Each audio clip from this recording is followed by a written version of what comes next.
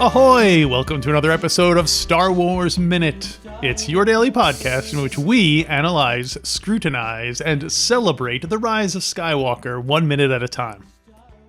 I'm Alex Robinson from alexrobinson.fun. I'm Pete the Retailer from PeteTheRetailer.fun. And I'm Steele Saunders from the Steele Wars podcast. I'm definitely getting seafood in the next week because you said ahoy. I instantly started thinking about like, ahoy, come have the fisherman's basket. Like I was like, oh. All you can eat. Right. It's subliminal marketing that we're working on. Well, we're talking about minute number 59 today of The Rise of Skywalker. Minute 59 starts off with Chewbacca the Wookiee gunning down troopers as he, Finn, and Poe escape. And it ends a minute later with Rey sneaking into Kylo Ren's bedroom. I love how you said Chewbacca the Wookiee. Mm-hmm. To differentiate him. No, because I always refer to him, because when you've got a little child, you can program them with fun sayings. And I always refer to Chewbacca, to Harry, as the mighty Chewbacca, is what Jabba the Hutt calls him in Return of the Jedi. Yeah. So Harry will be playing Lego Star Wars and he'll go, "Look, Daddy, I've got the mighty Chewbacca." And I'm just like, that's just so on brand. Perfect. Yes, you do. Yes, excellent. you do. Yeah. So merch idea, we should do the Mighty Boosh logo, but have it say the mighty Chewbacca. There you go. Put that nice. in the Put that in on the thing. list. And he's done some great remixes. He calls, like, he loves Baby Yoda. Doesn't like Sure. the word Grogu, Baby Yoda. And he then used to call Yoda old Baby Yoda. But now he's like appreciated him more because he's seen him more in action in like the films. And now he always just refers to him as Master Yoda. So it's Baby Yoda and Master Yoda. No one's Yoda. No one's just regular Yoda. So it's like calling like because Yoda to him, it's like calling every Smurf. You got to have see. like Papa Smurf or Right. Smurfette sort of thing. So that's his naming convention around the Yodas. Is it's all like their surname essentially. Is he But now you just gave me an idea for a Smurfs pitch of like finding the Smurf who's just named Smurf.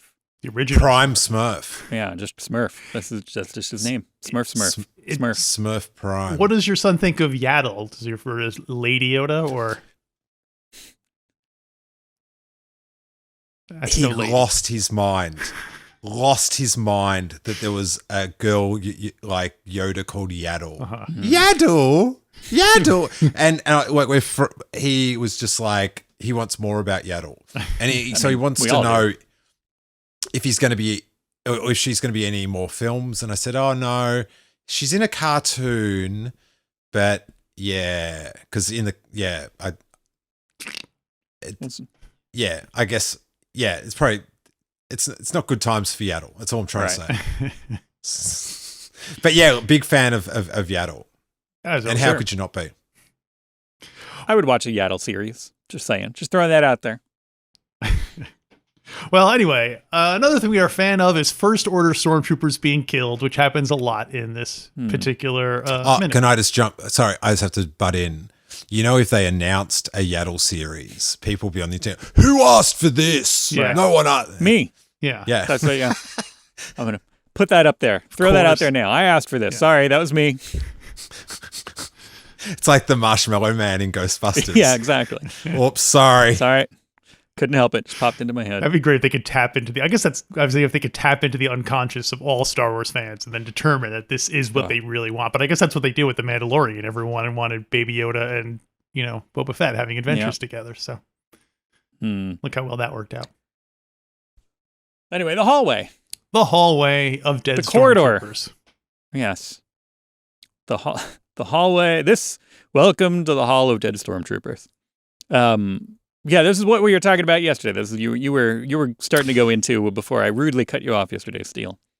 Yeah, did I get mixed up with where was a bit of that sort of camera angle in that other scene, or did I jump the gun yet again? Yeah, well, literally jump the gun, maybe because Chewie gets the gun at the very end. He picks it up and they start to run. So maybe that might have just been the little taste of it at the very end of the last minute. But Excellent. it's featured in this. This one's it's almost like a musical choreography, because like one falls down and one falls down from the left, one falls down from the right, one falls down from the left. It's really like an Esther Williams thing. Yeah, I love it. It reminds me of like how I used to like film skateboarding, because a lot of skateboarding's filmed from the side or behind. But I used to always like to get the camera, like get at your head of the skateboarder and face it back, so you've got that sort of really in perspective angle. And they sort of use a similar thing here. But having been a background person on like many TV shows in the last couple of years, it's fascinating to see the angle and then think about all the work and the coordination and the camera people and however they like whatever. I'd say that would be a steady cam that they used, but yeah, it's really interesting to think about the logistics of how you get those angles sort of thing. Because like when you get to see like a weird angle, like, you know, like sometimes like saying like Pulp Fiction, how they look down into the suitcase, like, you know, they've got to have like a suitcase camera, and it's all like all those little things take so much work. So when you see an angle like that, it's like, oh, that was a couple of days. It kind of reminded me of the scene in Canto Bight with the reverse, where the camera's moving through the crowd and, you know, they have to move everything out of the way as the camera passes by. It's the opposite of that shot. Yeah, it's a very dynamic. It evokes both of this, both Canto Bight and Esther Williams. That sweet spot. Well, speaking of shots, Poe Dameron gets shot here. And he does. He gets not fatally, kind of the same way Princess Leia got shot. That was stunned. Oh yeah, that's true. Jedi. Yeah, I was going to say, how many people have we seen get shot in Star Wars and survive? That's the caveat. Yeah, Chewie gets shot. Leia. Chewie gets shot 2 times. When is he gets shot in Force Awakens, and he gets shot in Return of the Jedi. When he's during the skiffs over the pit, over the Sarlacc pit. I think we argued about this once before. I don't remember him getting shot in that. I think it was originally a bigger plot point, but I think they kind of edited around it. And if you watch it, you can see Chewbacca's laying on the ground and on the skiff, and Han Solo, I think, is tending to him. Anyway, we can double check that. But all right, 3PO came back after getting blasted. Yeah. Makes it sound like he had a fun weekend. Yeah. R2 gets shot with Luke Skywalker gets shot in the robot hand. That's true. Yeah. Lando, I mean, Han gets off scot-free. Yeah. Has he never been shot? He was shot at, but right. Yeah. Yeah. He did get lightsabered in the gut, though. Oh yeah, but he doesn't come back from that. He comes back from that, but not physically. Obi-Wan gets knocked out a bunch of times in the prequels, but do we ever see him shot? I don't think we do. I don't think so. In 2 different lightsaber battles, he gets knocked unconscious. So it's weird. Right. But hey, that's his go-to movie. I just thinking about that. The Han Solo getting stabbed with the lightsaber, and then he comes back in this. I would love if when Harrison Ford turned up on set, they start dressing me in costume, and the costume's got like the lightsaber, like his ghost has got the singe of when he got cut. I just love like Harrison Ford's reaction to that. And it's like, and we're going to make it smoke a little bit to like, because it's still burning in Kylo's memory. Yeah, totally.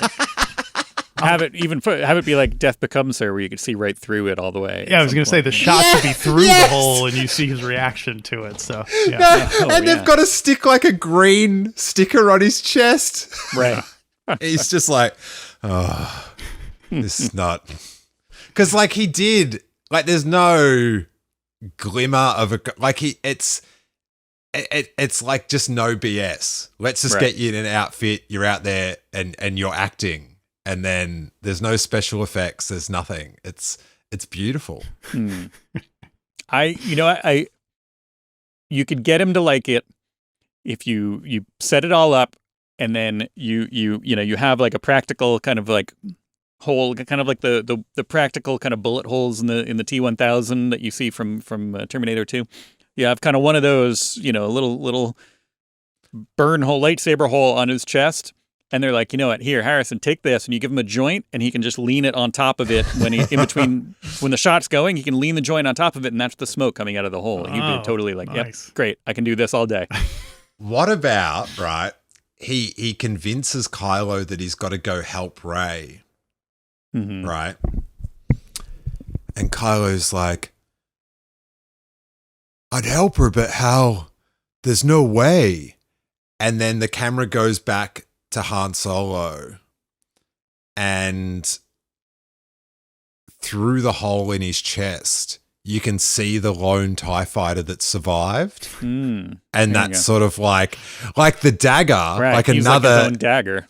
Yeah. And so like maybe it was the work of the Sith to get Kylo to put a hole in Han Solo 2 movies before to set up this puzzle piece that would direct him like Raiders of the Lost Ark finding the Ark of the Covenant. Like it's all this machination, and then that's something. And I reckon, yeah. I reckon you'd want a pretty good joint to give him. It'd have to be a really good joint for that. And if he could, I can't come up with a good pun right now, but if Han Solo could say some pun like look into my heart and the answer's there or something, and then wow. Yeah. You thought you were you thought you were evil, you thought you were being a tough guy, but I saw right through you. Now you can see through me. Boom. And then retroactively, he's also got a great Tuckerized kind of like tag name, because it's Han Solo, Son Holo. I'm all for this now. Let's recreate this. It's like, it was I who put that hole through Han Solo's chest. Right. Remember that rule I gave about stopping your ideas halfway? Right. Forgot about that.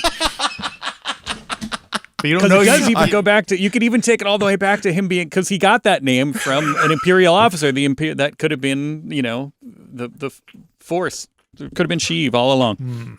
Anyway, Sheev and Agatha, they need to get together. Agatha. So Poe gets shot, leading to yet another. There's two from this week, Tom Taylor, letting you know. Two other characters shouting other characters' names. Finn shouts Poe when Poe gets shot. I like that they're mixing it up, giving him a bit of depth to his character. It's not just Rey he yells Poe too. So he yelled Chewie before too. Can he yell everybody's name? We'll find out. Yeah, so they get captured here. And this is a great time when the stormtroopers are all like, drop your weapons, instead of just stunning them. And then, Right. But, well, they do. Here's where I know I talked about, I like the sound of them marching. But here in this thing, and we brought up, with the shuttle, we brought up Galaxy's Edge. This totally sounds like they're a bunch of Galaxy's Edge First Order troopers. They're like, you, drop your weapon, stand back. Like they just have like pre-programmed stormtrooper phrases. I think, Alex, the stunning critique, you're sort of breaking Star Wars with that one. I think you just have to, it's just the convention in the Star Wars universe that you don't needlessly stun people.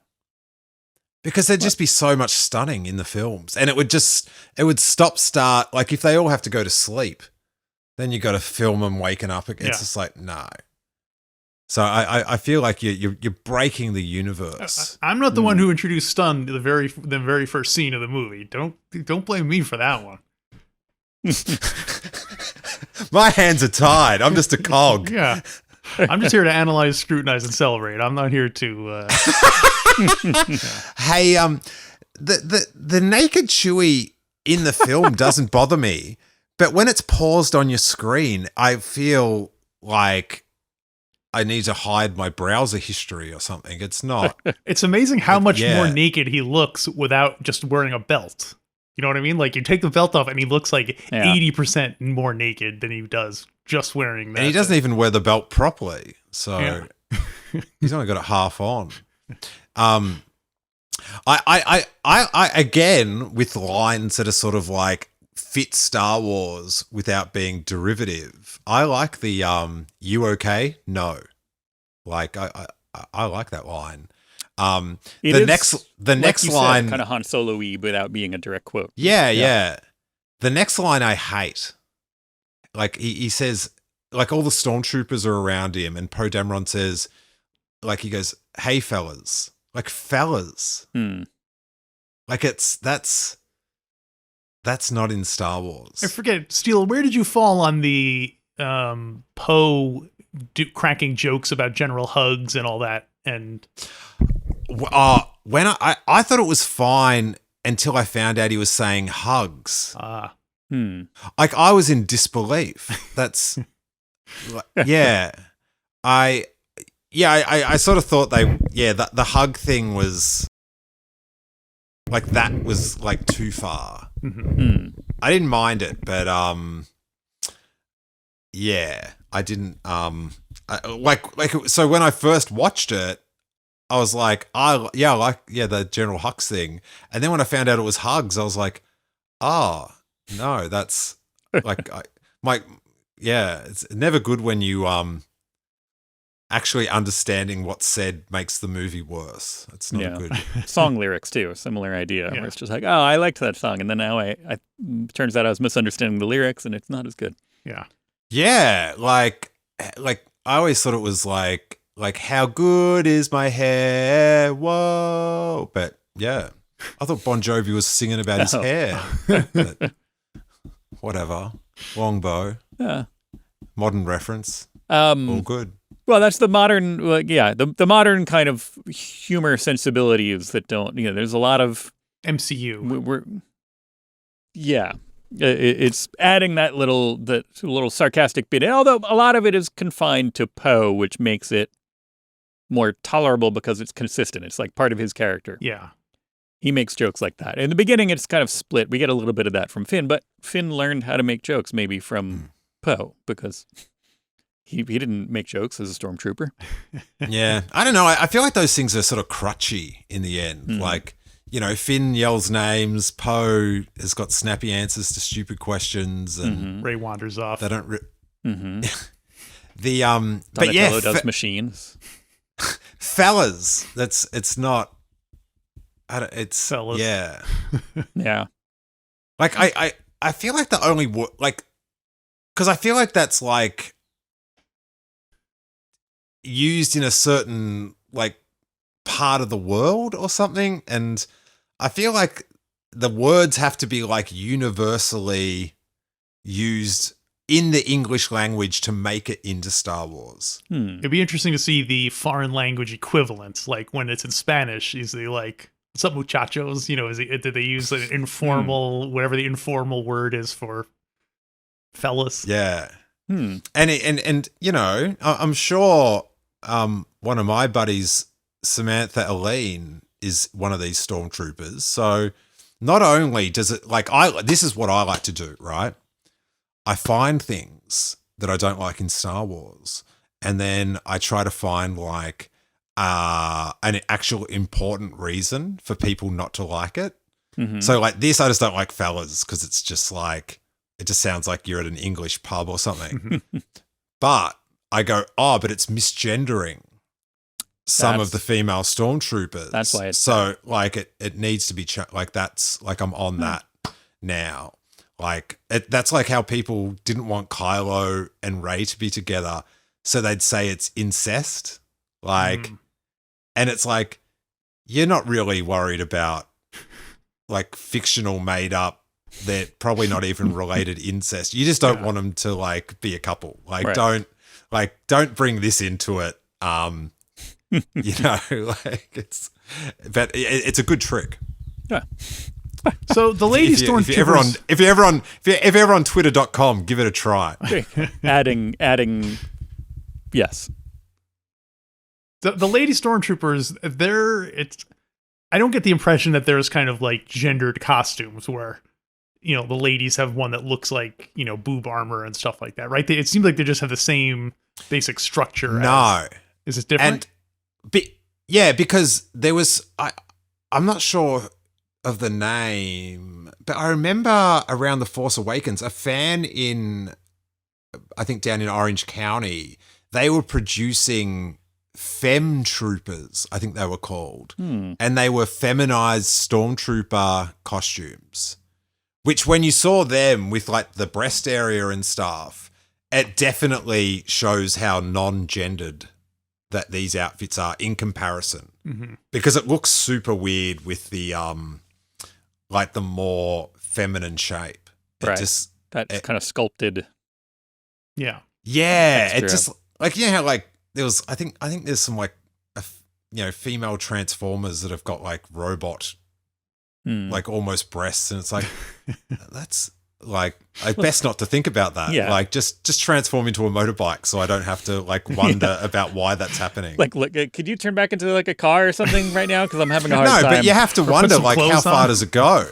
Yeah. How far does it go the other way with the male? Like is like, nah, just move on. Yeah.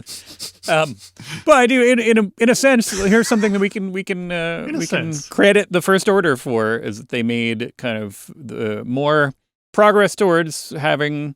We've already seen they've got a lot more kind of representation of different genders in their Stormtrooper Corps, and presumably that the uniforms, the armor, is more accommodating for all genders, so they're kind of more uniformly accessible and all gender Stormtrooper outfits. So yeah, tip of the cap to the First Order. I'll tip my Empire hat to the First Order. Very progressive.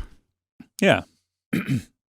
Or maybe, you know what, I'll take that back, because it seems like they probably just did that out of like, well, we already used up all the child soldiers that were boys, so let's add in some. Can we just make our armor roomier so that when we can harvest these female children too, and when they grow up, they can be.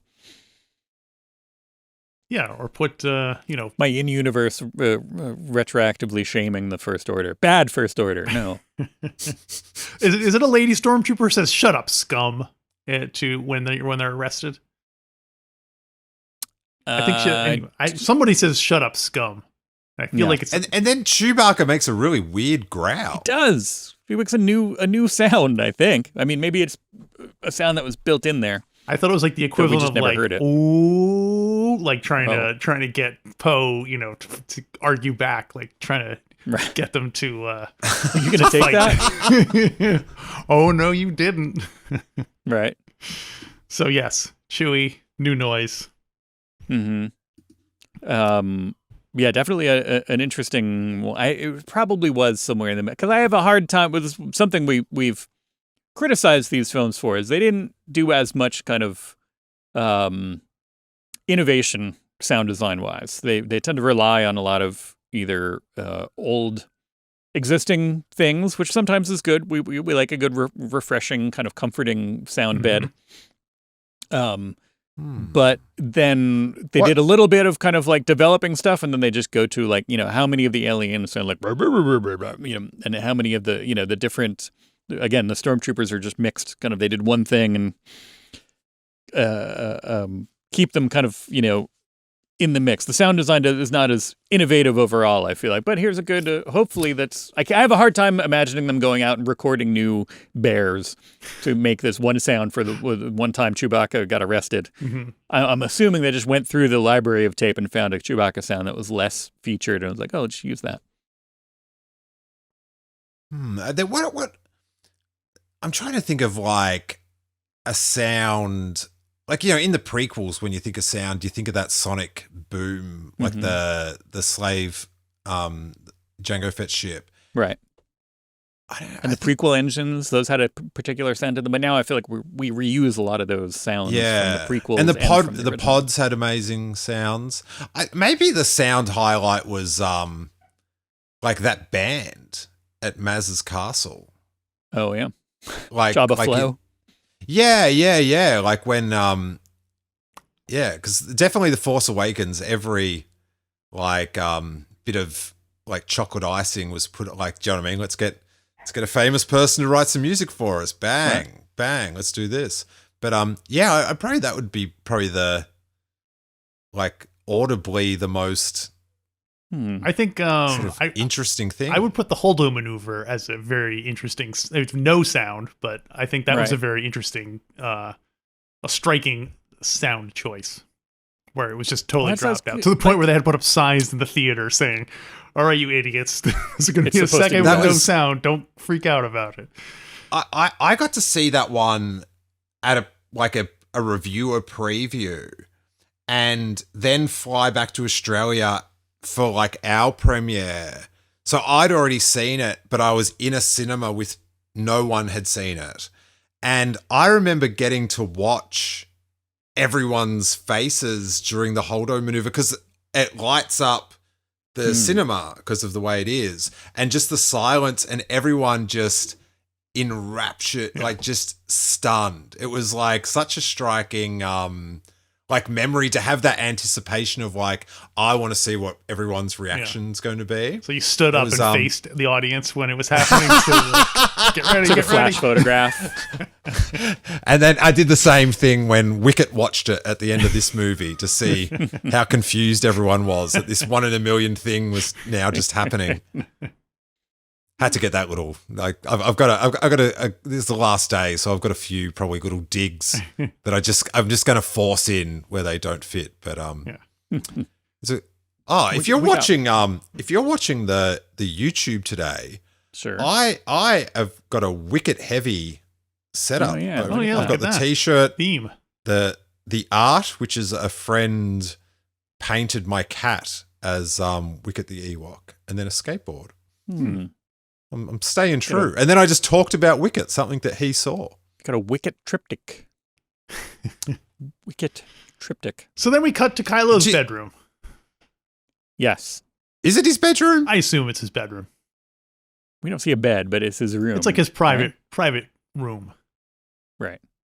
Be hard to get to sleep in a white room of that whiteness. Especially when you're working on your evil. When you're concentrating on like getting your evil up. I'd want a darker bedroom. Well, don't forget, if you're a Sith, you want to be uncomfortable and in pain because that gives you more power. So maybe being up all night because he can't sleep in this beneath like bright fluorescent lights humming all night. Ugh, the worst. A cold slab of a bed. It's like one of those things. Anyway, I came up with a symbolic. I feel like Kylo Ren's bedroom or whatever room it is that. Wait. That makes no sense in the end when you think it out. What? So if Sith's always about being in pain, like, so just keep failing, like never win, because then you'll be more miserable. And that's kind of what they do, isn't it? Yeah. How to solve Star Wars. Just let them win. Let the Wookiee win. Let the Sith win. There you go. I think it's a very striking room because we don't see any white rooms in the Death Star, any Imperial things. So it stands out a lot. And I came up with a symbolic because this is Kylo Ren's like inner sanctum, and it's white, indicating that inside he still has that Tantive 4 in his heart. So, anyway, I would see your headcanon in universe reason, and I would counter it with they just wanted a starkly different set to counterbalance Kylo Ren on the planet because they're doing the half and half scene. Right. And so, yeah, it was, I feel like, and even that she's in the white room and he's in the dark space is sort of like, even though that's Kylo Ren's room, right? It's like their aesthetic during that scene. I don't know how much time he spends in this room, to be honest. I think he just chucks his stuff in there and as we'll then see, heads off to his dark place. This is just like his goes hangs out. Oh, but the helmet's in there as well now, isn't it? Yeah. Yeah. Which I think that ties in with Alex, what you were saying. I think it's not a conflict thing. It's not like that deep within him there's the goodness of the Tantive 4. I think it's like he is so dedicated. This is like his his recreation of the first time that we saw Darth Vader. This is Darth Vader first appearance room of the Tentive 4 hallways, which is where we first saw Darth Vader on screen. So therefore, he's got this whole shrine set up that was just like, yeah, the helmet's right in there. Like, kind of remember he walked through and he was like, and then I got him right over here near the doorway. That's totally. I like this. Yeah. Do you think Kylo Ren likes? I'm assuming he had some kind of relationship with C-3PO and R2-D2 growing up. Like C-3PO was probably around, right? Maybe, yeah. I mean, he seems like they seem like they're owned by General Leia, so I feel like they would. Well, he knows R2-D2 was there the night he burned down the Jedi Temple. Yeah. Oh, yeah. Yeah. So he sees him as a witness that he's got But to then, eliminate. but then you've got Darth Vader seeing C-3PO on Cloud City. Like, do you know what I mean? It's like, I built you, dude. Yeah. Again, people are just like, they don't think anything about droids. They're just kind of like. Some people don't even remember owning one. Yeah, exactly. Well, they don't seem to remember. They remember, they just don't seem to remember. With Obi-Wan particularly, you really have to parse out every word in his sentences. But when she walks into this room to begin this, this is a raging highlight of this film for me. I like the whole introduction of that whole that's sort of one thing that he took from The Last Jedi and sort of expanded on, and that was that sort of like Force connection that they had, and how they developed it into, from just like seeing each other and the raindrop in the last one to where they're, doing like it's like this is done exceptionally well. Big fan of the next bunch of minutes. Good. You win, Pete. Hey. Oh, no, wait. Well, we have more of the White Room tomorrow, unless anyone else has something specific to this particular minute. No. All right. I think we can we, because it continues there, I feel like, Steele, can we get you back for one more minute here? All right. I'll do it. All right. It worked. Our plan worked. That's on the edge there. Whatever. All right. Well, that will put this minute to bed. And just a reminder that Pete and I, because recording 7 days a week just wasn't enough, we've decided to start a new podcast called Who Died with Pete and Alex. Every week we showcase some... No one in this film. Yeah. We showcase some of the famous, infamous, and noteworthy people and other living things that passed away a given week. You can check that out at whodied.xyz or on YouTube or wherever you get your podcasts. And then we hope you'll get... Yes? Steele, you have a question? I've got some questions that maybe the listener might have. Sure. So you select a dead person, or you just like list a bunch of dead people each episode, or how does it work? Well, so usually we do 4 or 5 people who passed away in the current week, and sometimes we'll showcase sometimes. So it's time. Yes. Yeah. And sometimes we'll focus on someone who died in the past during that current week. Like in Why that don't week you in do history. it? Come on, guys. What? Come on. Step it up. Every day. Right. Death today. And you just do whoever died that day. Yeah, a list of everyone. Dude, imagine the leap year episode. Oh, man. Wow. Well, it sounds like we're going to restructure the show, but so you should check it out at whodied.xyz, and you should check us out tomorrow on another Star Wars Minute. Star Wars Minute. Star Wars Minute.